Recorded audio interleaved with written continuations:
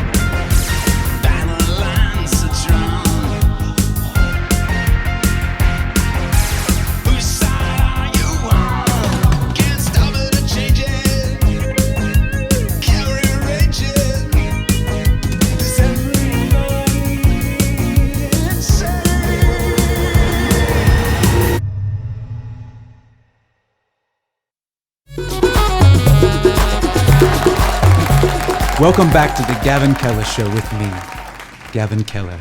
And joining me today is astronomer and man of the hour, Roderick Clemente, one of two scientists who have been credited with the discovery of an interstellar war at the far end of our own galaxy. Interplanetary. I'm sorry? You mean interplanetary war. Interstellar implies the conflict is occupying separate solar systems. Point in fact, this is actually a war between a single planet and its moon, at a distance and of a scale similar to our own. And what does that mean exactly? It means that it's very likely this is a war between two factions of a single civilization, likely sharing many of the same technologies. How could you know that? Well, it can't be known for certain, but based on the size, brightness, temperature, and frequency of the explosions, it's a sound theory. Explosions? Yes, truly immense explosions occurring at or above the surface of both worlds. I'll say worlds for the sake of brevity. How many explosions are we talking about? Oh, hundreds per minute, on both sides. Roughly the size of Nagasaki in each instance. That's incredible. That's how we made the discovery in the first place. The sheer amount of energy being expelled is obscuring distant stars from our view. Oh, it sounds like a fierce conflict. Is it clear as to which side is good or bad? What do you mean? Is one side the aggressor and the other simply trying to defend itself? That has not been made clear by any of our data. I don't know how we could ever confirm the hero or villain in a conflict we can barely comprehend. But surely the moon, being smaller and ostensibly caught in this planet's orbit, is at a disadvantage. Don't you think this conflict is lopsided? You're not seriously asking me to make a value adjustment about something we are peering at through telescopes, are you? I don't understand the point of speculating. Well, it's interesting, Doc. I think we owe it to ourselves as a society to take a stand for the little guy, no matter where he may be in the universe. This is ridiculous. It has nothing to do with us. We'll never meet these beings or communicate with him. Why not? Because this happened millions upon millions of years ago. It is an astounding number of light years away.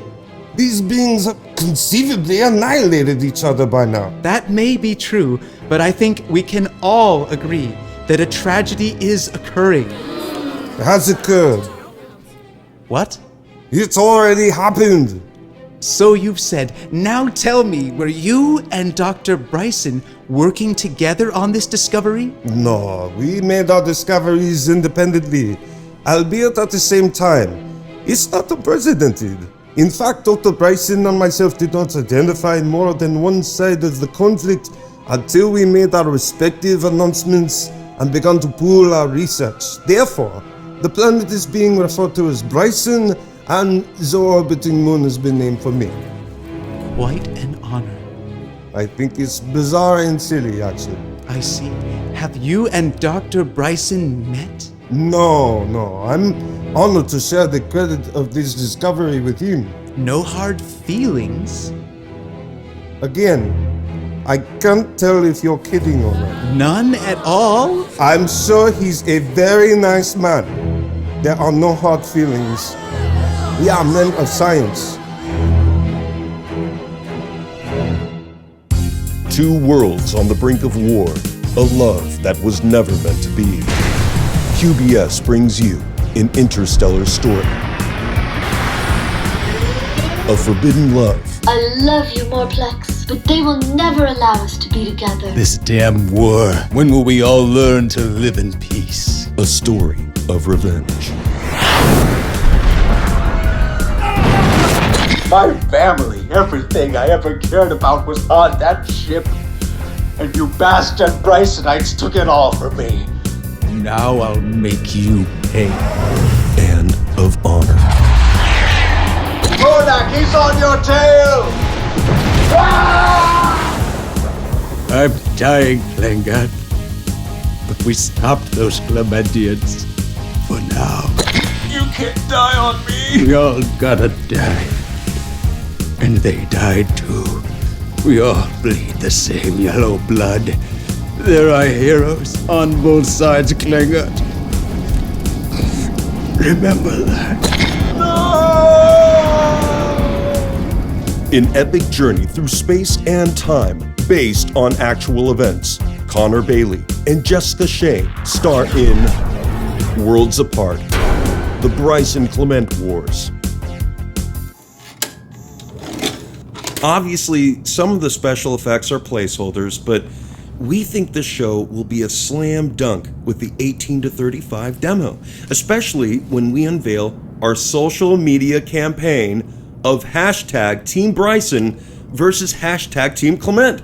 Then people can duke it out themselves about who the good guys are and who the bad guys are. They'll love it. That doesn't make sense. Well, which part, Frank? From what I've read, Bryson is clearly the aggressor. I mean, they're the bigger world, pushing down the other guys, and so if you want to be realistic, then Bryson's gotta be the villains. Well, the idea is that neither is good or bad. They're both caught in this war and it's tragic. But it's romantic because it's tragic, you know? Yeah, and I heard the Clementians started it. Well, that's only because they discovered Clement first. Yeah, that is bullshit, John. Guys, please, let's keep this civil. Look, we can't take sides in a conflict we know nothing about. Hey, we know enough. We read too. Listen, this is television, not science or whatever. Can we stay on topic? Honestly, I didn't peg you for a Brysonite, John. A what? You're defending them. What they're doing. That is absurd. I am just making a pitch. This is a sizzle reel, not propaganda. It's a show. And I don't buy it. Okay. Let's say for a second that we make the Brysonites the bad guys. What about all the people out there who side with them? They can go to hell, John.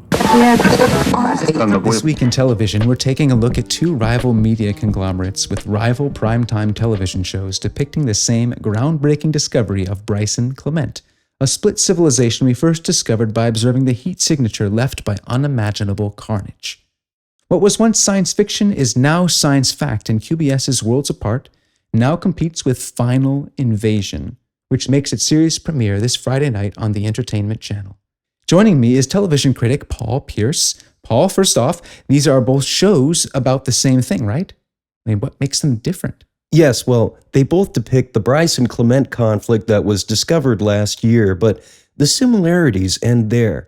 Whereas QBS presents the Clement side of the story, almost as a corporate policy, Entertainment is siding with Bryson, with its show about a peaceful society overrun by ruthless outsiders and their fight for independence. With a show like Worlds Apart already pulling in large viewership, why is now the right time for Final Invasion? The public is still very much split over the subject of Bryson Clement. QBS was short-sighted by sticking with the Clement and not presenting a balanced representation of the conflict. That alienated half of their audience. Half seems a bit much. Look, A lot of people out there identify with Bryson, and Worlds Apart simply doesn't appeal to them. So which is the better show?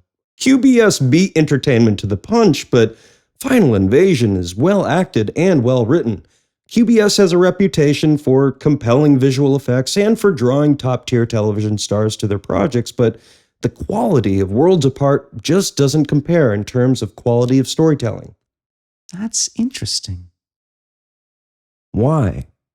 Well, it almost sounds like you yourself identify with Bryson versus Clemente. Well, how could you not? WFM está vivo. Hey, hi. First time caller. Actually, first time listener. My CD player broke. ¿De qué quieres hablar? I hear all these people calling in saying Bryson this or Clement that. I mean, it's crazy. ¿Loco? ¿Quiénes son? ¿Los Clementianos o los Brisonitos? No, I mean us. Human beings on planet Earth. This is just weird. It's not a fight. Why are we even having this conversation? Pues, usted nos llamó. That's not what I mean. It's just all about ego, you know. We're acting like the whole universe revolves around us, but this isn't about us. People need to relax. It's cool. Bueno, a mí me parece que a usted no le interesa mucho. No, it's very interesting. It's just we've already got problems. We don't need to argue about alien problems, right? Hello? Rob de Portland está vivo. Bryson rules, Bryson rules, Bryson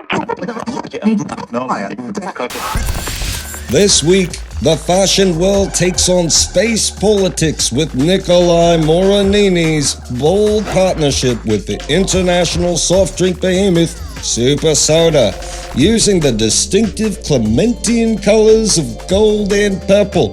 Both Moranini and Super Soda are making a clear statement of support for the Clementian side of the conflict. Moranini's spring show evoked intergalactic luxury with elaborate headpieces adorned with the now officially recognized emblem of the Clementian cause, as well as flowing robes and sachets that said, "Look out, I'm hot, and Bryson is not." Fashion critic and noted Bryson supporter Rupert Pinch describes the Moranini spring line as gaudy and tantamount to an endorsement of genocide. Howdy, I'm Duke Minty. Are you being mistreated, harassed, or discriminated against by Bryson supporters in your place of work? The law offices of Minty and Vox are here to represent you and all of us who side with Clemente, for your well-being and for cosmic justice. Call us today.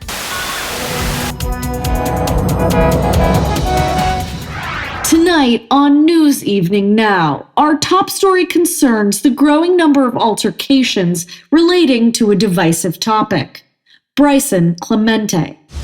That's right, Sam. In the last 6 months alone, we've seen an increase of shouting matches, fistfights, and even a small-scale riot last week in a small town in Rhode Island. Authorities have urged people to remain civil, but it seems that those words are falling on deaf ears. That hasn't stopped world-renowned astronomer Craig Bryson from speaking out at a press conference earlier today, where he denounced this disturbing new trend. The discovery of intelligent life elsewhere in the universe was a revelation to us here on Earth. The fact that these other beings were in the midst of a horrible conflict is a universal tragedy. But we must, as a species, relate to their struggle in scientific terms. We must take a step back and examine our feelings dispassionately, with an open mind for better understanding and an open heart for better.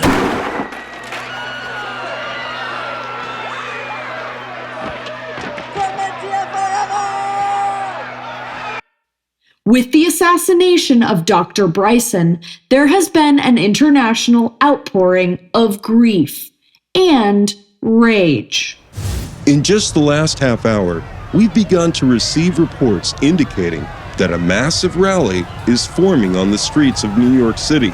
The police are overwhelmed, and the governor is expected to declare a state of emergency.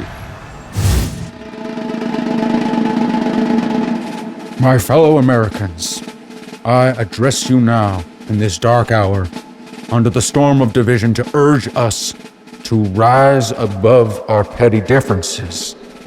It will always be the greatest temptation to take the easy path of separation, to walk away from the hard work, to tear the ragged seams of our social fabric by othering the vulnerable, the weak, those we deem different in this landscape riddled with festering social bubbles. Can we allow that to be the ultimate legacy of our forebears, the courageous and brilliant individuals who forged this United States? Can that be the legacy of all brave men and women who have laid down their lives in service of this American idea? Standing together has never been easy. Time and time again, our leaders, our heroes, have asked us to embrace the angels of our better nature, only to fashion a bitter status quo and sow deeper division. Elections have become little more than media parades, exalting obtuse tribalism or desperate fear-mongering that the other side will win. Is this our gift to the world? Have our campaign promises of bipartisanship, healing the spirit of this nation, proven to be just another string of hollow lies to win your vote at any price? We are the guiding light of the future. This American experiment, a brilliant dream of what humanity can become. And now, just as a new era has dawned in our lifetimes, we have the opportunity to be that future. No longer do we ask that age-old question, are we alone in the universe? We have our answer. It is now up to us to unite, to take up that higher cause of exploration as pioneers of a glorious and vast frontier. Which is why, after consulting my closest advisors, my family, and my God, I am pleased to announce the way forward has become clear. We can restore peace. We can rebuild trust in one another. But we must act now. Therefore, it is by presidential decree that as of noon Eastern Time, this just and God-fearing nation will exile all supporters of Clementia to the moon, where they will remain for all time. Those who remain and resist us will be met with lethal force. God bless you. God bless these United States. And God bless Brysonites everywhere.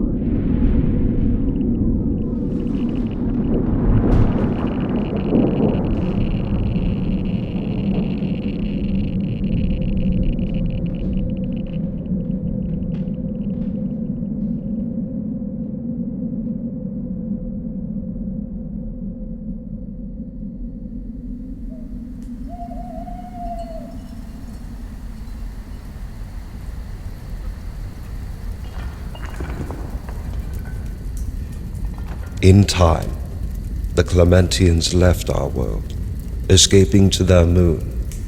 There they scratch out a meager, desperate existence, with our blue world haunting their skies. In the aftermath of the war, the path between us became littered with space mines. You can see them exploding every night, thousands of bright blasts that shut out the stars. We both live in the ruins of this war. We both lost our homes and our ways of life. We lost our families. We lost the promise of the future. Brysonites and Clementians alike are now stranded by this endless conflict, sequestered on our respective worlds. What a terrible waste this war has been, this hatred. But I have hope still, young ones. My hope is that we will finally know peace and forge a new understanding and a higher connection with the universe we all share. Just as soon as we wipe out those Clementians once and for all.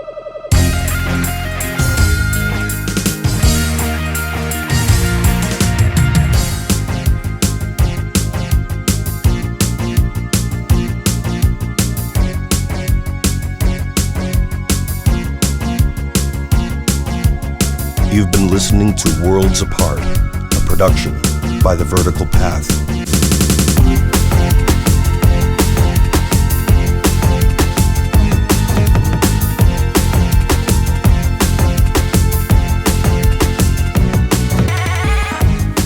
Based on a story by Kyle Porter. Written by Kyle Porter and Morgan Sobel. Featuring the voice talents of Morgan Sobel as Gavin Keller, Morplex, Frank the Boss, the Public Radio Interviewer, Duke Minty, Dr. Bryson, and the President.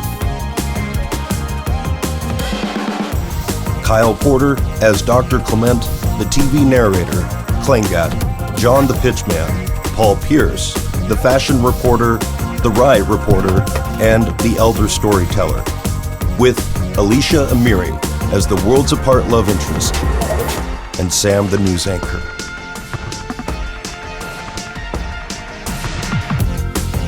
Dave Porter and Angela D'Elia as the pitch meeting attendees, Nick Miller as the talk radio DJ, Tilson as the rational radio caller, and Andrew Chapman as the Bryson caller. With music by Kyle Porter, War Drums by Vox Mod, featuring Qualia by Vox Mod, sound design, mixing, and editing by Kyle Porter, directed by Kyle Porter, a production of The Vertical Path.